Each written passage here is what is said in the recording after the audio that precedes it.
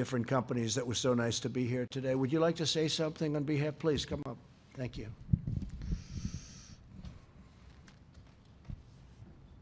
Thank you, Mr. President, for the incredible leadership. I will share with you that UPS is really proud to be part of this effort.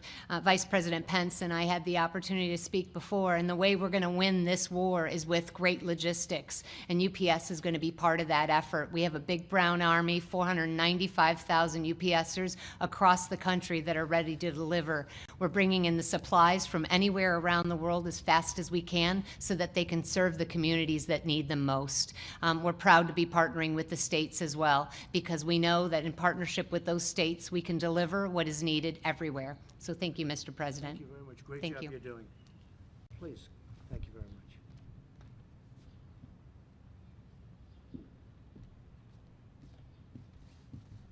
Well, thank you, Mr. President. I would certainly like to echo my colleagues' comments that the collaboration amongst many of the government agencies and the private market, the distributors represented here today, has been incredible, has been increasing and ramping up over the past weeks. Today's first delivery of Operation Airbridge, I think, is the first evidence that it's working. The 51 flights you referenced, we're excited about. We look to build upon that. So I would echo my thanks for your leadership, and certainly to the staffs for the terrific partnership and the commitment to protect the people we think about most often, which are the people on the front lines providing care. And maybe just a quick word of thanks on behalf of all the CEOs here to our teams that continue to show up in warehouses across the country, in pharmacies across the country, and do their jobs to keep the supply chain going. The supply chain is working, it's resilient. Supply is a challenge, we're tackling that. Thank you very much. Great job.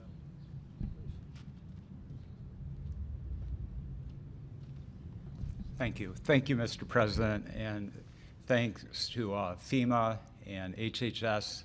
I think great leadership, and it's really working well. The demand has skyrocketed, and we're doing a lot of things to bring in more masks, more other protective apparel. We are involved in reprocessing masks, and we've already started at about 100,000 masks per day, and we hope to expand from there. So we're quite optimistic about it. Yeah. Thank you. Fantastic job. Anybody else, if you want? Yes, please. You're doing such a great job. We have to let everybody if they want. Thank you. Thank you, Mr. President. We appreciate the opportunity to work with your administration on a lot of collaborative fronts. Number one, we've all talked about PE products. That's critical, and it's not just to the hospitals. That's a must, but it's really to all healthcare providers out there working on the front line. So our commitment is there to get it to the hotspots and get it to the care providers that are taking care of those patients. It's absolutely key. Second, we talked in there about buying in America and getting resources back here and manufacturing in America. That is critical, a lesson to be learned from where we are. And lastly, we're proud that we introduced a test. We need to get some more tests out there in a rapid form. We're excited about that. We've worked with your administration very closely in the FDA, and we're very grateful for that because it's a quick, rapid antibody test that needed as well. So we're really proud to work with your administration. All going well. Thanks so much. Thank you.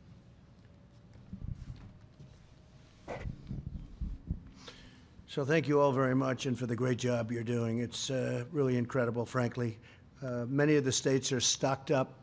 Some of them don't admit it, but they have. We have sent just so many things to them, and including ventilators. You know, there's a question as to hoarding of ventilators. Some hospitals and independent hospitals, and some hospital chains, as we call them, they are holding ventilators. They don't want to let them up. We need them for certain areas where there's big problems. Can't hold them if they think there might be a problem weeks down the road.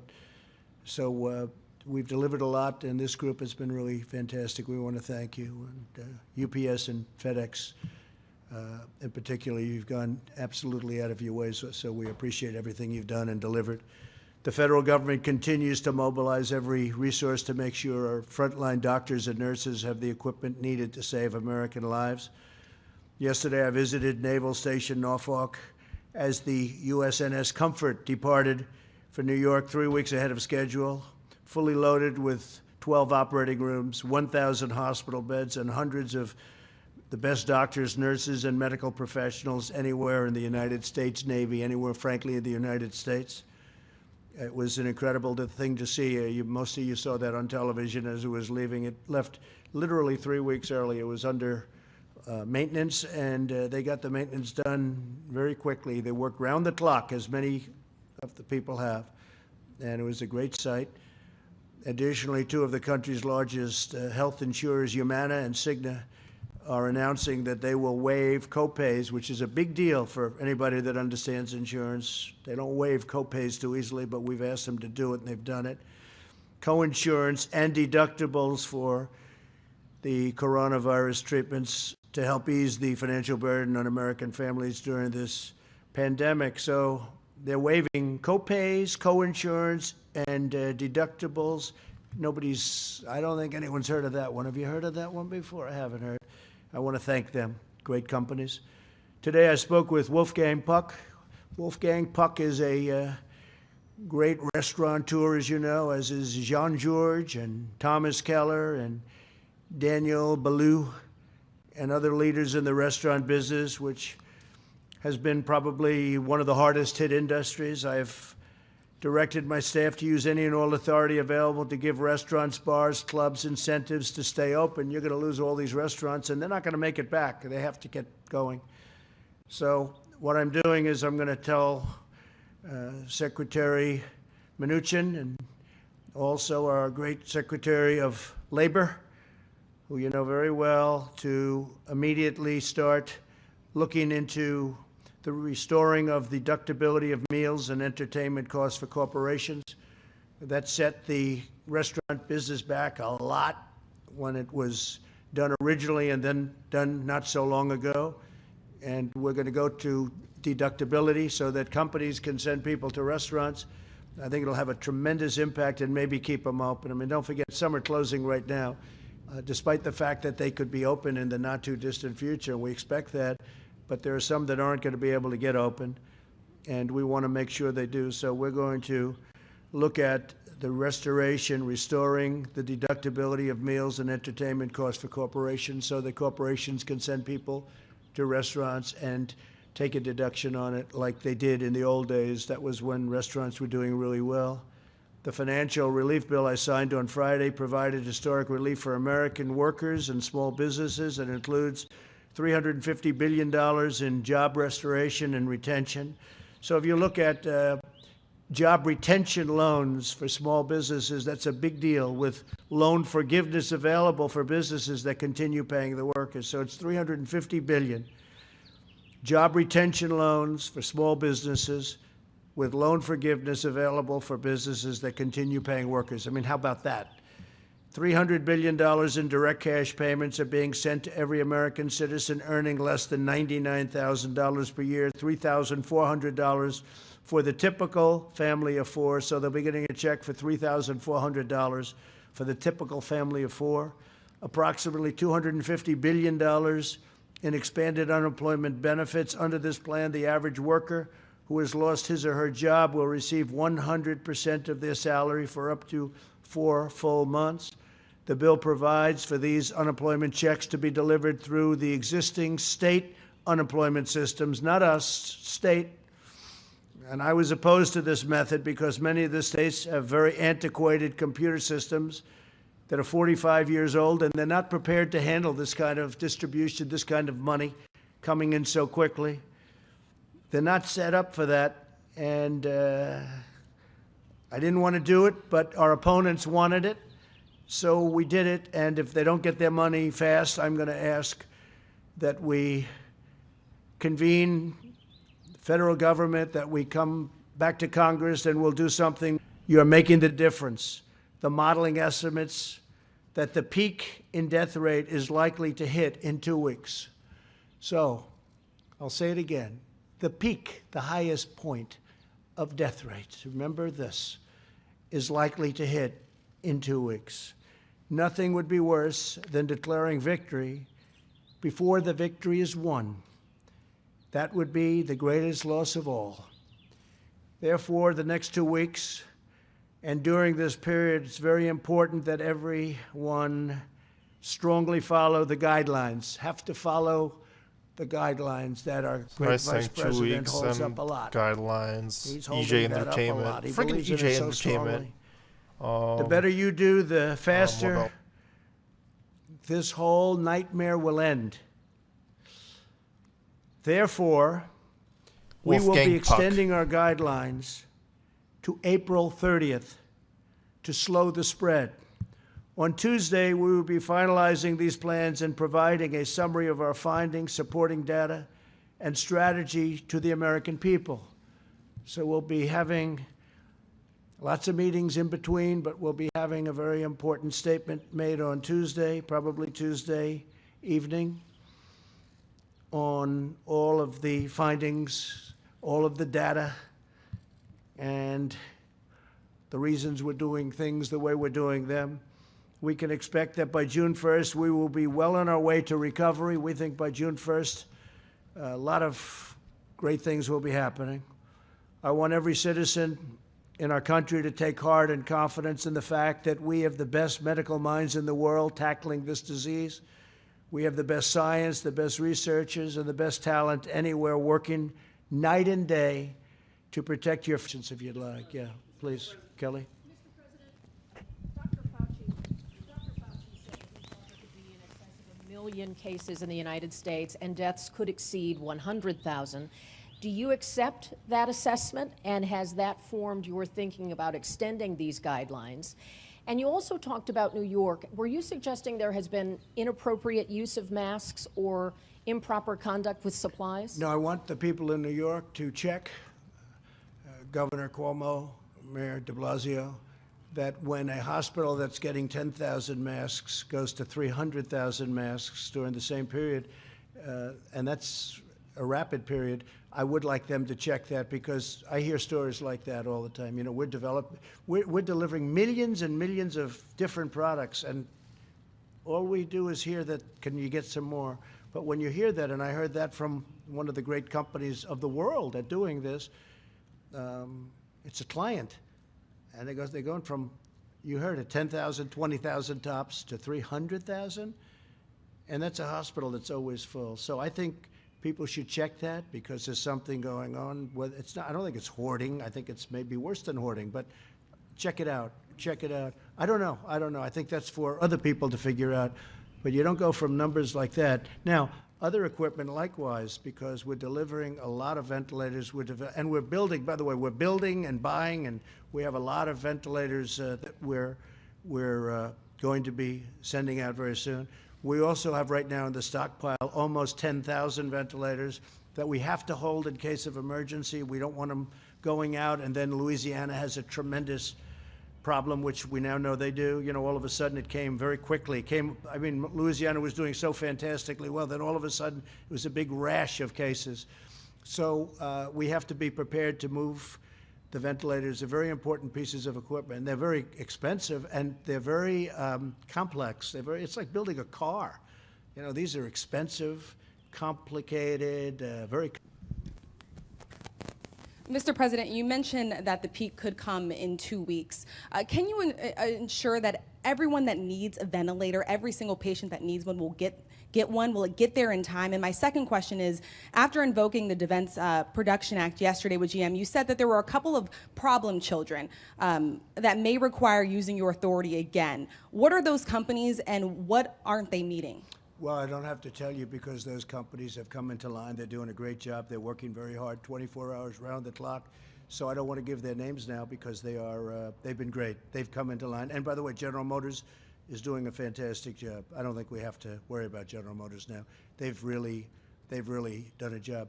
And what the Admiral said also, I think we can add this, Admiral, the reason we show more cases than anybody else in the world is we're doing more testing than anybody else in the world.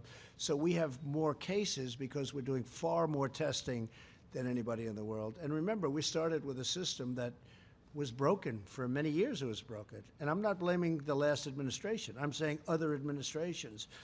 And our pipeline had very little in it. Just like we had no ammunition, we had very little medical. We had very little in our pipeline. Now we have ammunition, more than hopefully we'll ever need. And we also have a pipeline that's packed. And now we have those 10,000 ventilators that we can use, because you need some quickly. I mean, This goes quickly from place to place. I'd love to give them all out right now, but we need them quickly. I don't want to give them out and then we have to take them back and move them someplace else. So we're very much prepared, please. Mr. President, states like Florida have reportedly had 100% of their requests for supplies from the National Strategic Stockpile filled, but other states like Massachusetts have not. So how is that assessment being made, and why has Florida gotten its request Well, I fulfilled? think you're going to find that almost all states, look, I was on the call yesterday with the governors, and they were happy with the job we're doing. And I'll tell you what, if you had a different administration, they would not have been happy. These are people that speak their mind. They were happy. It was falsely reported by a couple of people that, oh, gee, they weren't. They were happy. They were thrilled. Florida has been taken care of, and Michigan has been taken care of. Very important state. To me, it's very important because I'm so proud of what we've done bringing car companies back into Michigan. And we're now dealing with the governor, and I think, Mike, I can say that a lot of good things are happening in Michigan. Massachusetts, we're dealing with the governor very strongly, and we're trying to get things to Massachusetts as rapidly as possible. But why has Florida received 100% of its requests compared to some other states? Is there a reason? Well, Florida, look, they're very aggressive in trying to get things, and they're doing a very good job. But I think I can say all of the governors are very committed. We're very committed. We're working together. And we're getting things out at a level that nobody's ever seen before. You can speak to FedEx, you can speak to UPS, they've never done anything like this, what they're doing right now. And nobody in the world has been able to match what these great companies have been able to do. If we left that to government, it would have been a tough thing. We have mobilized private enterprise. We have mobilized the greatest companies in the world. And what's happening is incredible. And that includes Abbott, where Abbott comes out and all of a sudden, out of nowhere, comes up with this incredible test that simplifies everything and makes it so easy. So I think you're going to find most states are very happy. I'm dealing with the governor of Louisiana, John Bel Edwards. He's a Democrat, if that's what you're getting at. But I'm dealing with him very successfully. I think he's very happy. I think he's actually amazed at what he's been able to get. In fact, we were even forward thinking. I suggested we send additional ventilators and other things.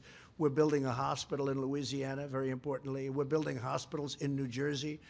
Governor Murphy of New Jersey is a terrific guy, and frankly, he wants, he's got a pretty hot spot right there, right next to New York. And we're doing hospitals, we're doing ventilators, we're getting a lot to Governor Murphy. That's New Jersey. May I ask? Last night I spoke to the governor of Connecticut. We had a great talk with him. We are really doing a job. Look, Gavin Newsom, the governor of California, he's been terrific. We sent him a boat way ahead of schedule, the ship way ahead of schedule, hospital ship, the Mercy, with 1,000 beds, operating rooms, and it's been in LA for 3 days already. So I think they're really happy. And when you think about it, in New York, we built 2,900 hospital rooms, beds. Nobody's ever seen it before. The governor's never seen anything like that before. This was done by federal government, not by state government. This was done by the federal government. They're opening it tomorrow. I wanted to be there so badly, but Secret Service and all of the people involved won't let me. They won't let me. I would love to be there, but they won't let me for obvious reasons. But I would have loved to have been at the opening tomorrow of the hospital in New York, Javits Center. But we're very proud of the job we've done. We've mobilized and getting better and better every day. And the task force headed by your vice president, the job they've done, and they don't even sleep. Okay, any other questions? Sir, may I just follow up on your letter to the governors that you sent, since we were on the topic of governors? You sent a letter to governors at the end of the week saying that you guys were going to be developing criteria to be able to classify counties based on whether they were hotspots or whatnot. And I wanted to know if you have enough tests currently to be able to accurately rank those counties. Yeah, we're ranking counties and we're ranking states. And a lot of people put out false information because they don't know what they're talking about. And we took over a dead, barren system. We took over a system that was obsolete. It was good for a tiny little sample of people. And even that didn't work because when CDC first looked at their test, the biggest problem they had is the test didn't work. That wasn't from us. That's been there a long time. Now we have the best tests in the world. And nobody has. Now they're all calling, can we get the quick test? We call it the quick test, where by the way, probably more accurate, and it takes a few minutes. I mean, it's pretty amazing what we've done. No, we're getting along great with the governors. Yeah, go ahead, please. No, go ahead, please.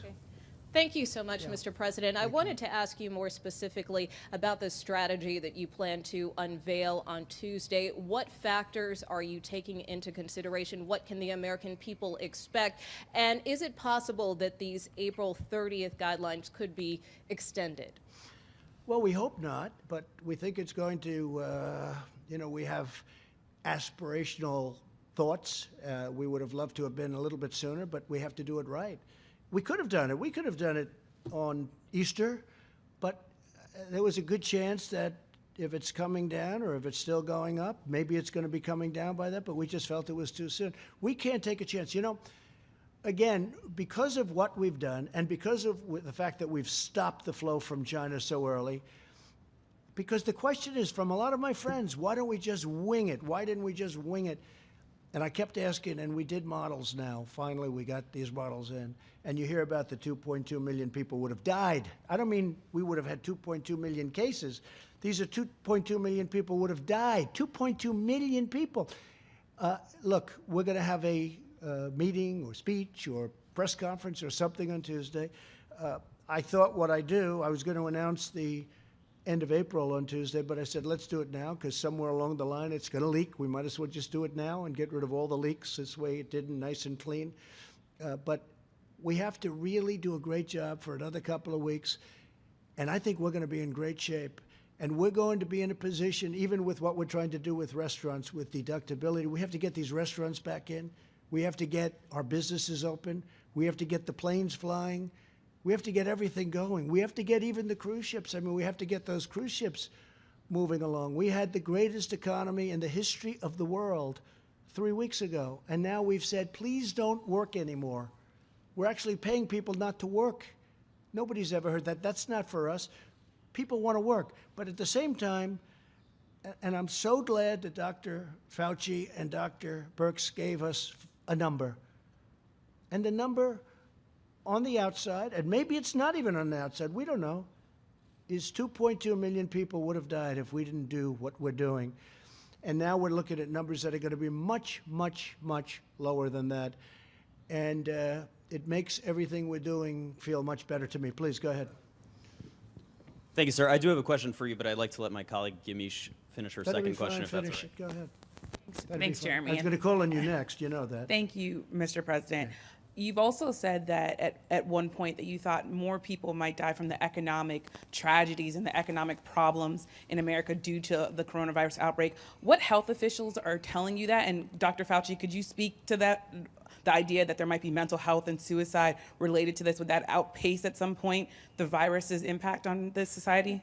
Well, Thank I could you. ask Dr. Fauci to come up, but it's common sense. You're going to have massive depression, meaning mental depression. You're going to have depression in the economy also, but you're going to have mental depression for people. You're going to have large numbers of suicides. Take a look at what happens in a really horrible recession or worse. So you're going to have tremendous suicides, but you know what you're going to have more than anything else? Drug addiction. You will see drugs being used like nobody's ever used them before, and people are going to be dying all over the place from drug addiction, because you would have people that had a wonderful job at a restaurant or even owned a restaurant. I spoke to great people today that have done a great job, and one day they're at the top of their business. They're celebrity chefs. They've got the most successful restaurants, and in one day they have nothing. They've gotten wiped out one day from our enemy, this invisible, horrible scourge. So when you ask me that, it's so easy to figure that. I mean, massive drug use, massive depression, mental depression, massive numbers of suicide. Anxiety causes, disease, they say. A lot of people, you're going to have tremendous. And hopefully we're not going to have that, because hopefully by what we're doing, we get the best of both worlds. We don't have 2.2 million deaths. We have a number that's much less, much, much less. And at the same time, we get our country running again. Please. Thank you. Thank you, Mr. President. You were next. He was very nice in doing it, though, nevertheless. Go ahead. Thank you, Which sir. is unusual for CNN. Two quick questions. First of all, during this 30-day additional period, do you anticipate at all relaxing those restrictions by region during these additional I 30 don't days? think or no? so. It's a great question, actually. I don't think so. And I asked that the same. I said, how about Nebraska? How about Idaho? How about Iowa? And you know what? Those people are so great, the whole Midwest. I don't think they want to be in that position, actually. And probably, I was given a pretty strong look by these two people. They said, we don't like that idea. So, we're relying on them. They're the best in their profession, and they didn't like the idea. And secondly, sir, I want to ask you about And some we could comment- do it, but I don't think it would be good. Thank you, sir. I'd also like to ask you about some comments you made on Friday. You were talking about governors of different states, and you said, I want them to be appreciative. You also said, if they don't treat you right, But I didn't say don't that. call. I didn't These are say direct, that. No, it's direct such quotes, sir. Excuse me, ready? Take a look at what I said. I want them to be appreciative of me, okay? And then you cut it off because it's fake news. You and CNN. of your Listen, administration. Weeks, maybe even the next 2 months. You mentioned June 1st as a date in which you'd like No, America we to think it's going to really start to open up. We think that that's going to be the bottom of the hill. That's where we're looking at, June 1st, maybe even a little bit sooner than that. So we have this hill. If we did nothing, the hill would have been up here. We did a lot. We did just about maximum. And we got lucky because we stopped China from coming in, and then later on we stopped Europe from. We got lucky. We got very lucky. The people that were coming in here, they went to Italy, they went to Spain, they went to other countries. We got lucky, and they got unlucky, to be honest with you. You look at what's going on in Italy and Spain in particular. So, no, I don't want that. June 1st, we think we can reach the bottom of that hill on June 1st, and that would be a great thing. And I have confidence in the two doctors. I think that that could be a date. It could even be sooner. Could be a little bit later. It could be sooner. But I think people would be very happy if we did a job and saved potentially millions of lives. I think people would be very happy with that date. My question, sir, Okay, actually has yes, please, Mr. go Sir, ahead, Mr. please. President, my question actually has to do with the $2.2 trillion relief bill Yeah. that you signed into law. In your view, do you think that another relief bill, another phase bill, may be necessary? And are you prepared to support that, Mr. President? Well, I'm prepared to do whatever's necessary to, number one, save lives, and number two, bring our economy back strong just like it was before. I think our economy has a chance to be just as good and even better than it was before. And remember, a lot of the money that you read about, that's all coming back. These are loans to great companies that got stopped from doing business. They'll be back very soon. So much of the money that we're talking about, that money's coming back. And we'll take warrants, meaning we'll take pieces of the company for the taxpayers of our nation. I expect that we'll make a lot of money with that money. We're going to make a lot of money, and that's okay. I don't even want to talk about making money, because what I want to talk about is two things. Number one is saving lives, and number two is bringing our economy back, okay? But I think we're going to do very well. That whole money, a lot of it's coming back. Please. Mr. President, thank you. Earlier this afternoon, you. Thanks, Mr. President. You've talked a lot about concerns about leaving the economy for so long. Was there any dissent from your top economic advisors in your decision to leave the guidelines in place until the end of April? No, and this is before we heard the 2.2 million people. I mean, we had a lot of people were saying maybe we shouldn't do anything, just ride it. They say ride it like a cowboy. Just ride it, ride that sucker right through. That's where the 2.2 million people come in. Would have died, maybe, but it would have been 1.6 to 2.2, and that's not acceptable. But there were a lot of people that said, I thought about it. I said, maybe we should ride it through. You know, you always hear about the flu. I talk about it all the time. We had a bad flu season. We're in the midst of a bad flu season. You know, we had a bad season last year, as an example, a bad flu season. And you'll have 35, 36, 37,000 people die, sometimes more, sometimes less. But this is different, and part of this is the unknown. And part of it also is the viciousness of it. I had a friend who went to a hospital the other day. He's a little older, and he's heavy. But he's a tough person. And he went to the hospital, and a day later, he's in a coma. I call, how's he doing? Sir, he's in a coma. He's unconscious. He's not doing well. The speed and the viciousness, especially if it gets the right person, it's horrible. It's really horrible. Please, go ahead. Mr. President, this may be good for some of the advisors as well. We've heard some rumors that Louisiana is really going to get hit hard next because there's a possibility with Mardi Gras. Have you guys seen any data to back that up of what happened a few weeks ago and whether or not that's contributing to the spike in Louisiana? I don't think it's a rumor. I think it's a fact. And Louisiana's been hit hard. And Louisiana is an example. It started off with like nobody for so long. When I spoke to the governor. But Deborah or Tony, any? You took the test that first time. I remember that, and I think you took it last week, Mr. Vice President. Have you had a chance to take it again? Does it get easier the second time around? Does it? I mean, you feel? Well, How are you feeling? I think I'm waiting for that little 45-minute test. I sort of like that, or now it's down to 5 minutes. I understand, but no, I haven't. But I think I will take it again if it's appropriate. I don't feel there's any symptoms. I don't notice. Have you noticed any sniffles? Nothing, right? So far I haven't felt that way. But you know, there was a big, strong point made originally. I think it still holds. Take the test if you need it. If you have the symptoms. If you don't take it. That's put out by the professionals. So, you know, I don't have it, but I would take it. I just wanted to say one thing also about what Tony had mentioned. So I grew up in Queens, New York, and right next to a place called Elmhurst, Queens. And they have a hospital that's a very good hospital, Elmhurst Hospital, right? I've known it. I've known where it is. I can tell you the color on the outside, the size of the windows. I mean, I know it very well, right? I was near my community where I lived. And I've been watching that for the last week on television. Body bags all over in hallways. I've been watching them bring in trailer trucks, freezer trucks. They're freezer trucks because they can't handle the bodies. There's so many of them. This is essentially in my community, in Queens, New York. I've seen things that I've never seen before. I mean, I've seen them, but I've seen them on television in faraway lands. I've never seen them in our country. Elmhurst Hospital, unbelievable people. I mean, when I see the trucks pull up to take out bodies, and these are trucks that are as long as the Rose Garden, and they're pulling up to take out bodies, and you look inside and you see the black body bags. You say, what's in there? It's Elmhurst Hospital. Must be supplies. It's not supplies, it's people. I've never seen anything like it. So these people are doing a fantastic job. And somebody else who's doing a fantastic job is sitting here who is the head of the task force. And I just maybe want to finish off because I'd like to ask Mike, what do you think about what we've done and where do you think we're going? And how do you feel also, and you've studied this so closely, how do you feel about the curve and the June 1st date? And that's aspirational, but I think that's really modified aspirational because I think we're going to hit it. And maybe we'll even beat it. Okay, Mike, please. Thank you, Mr. President. And let me just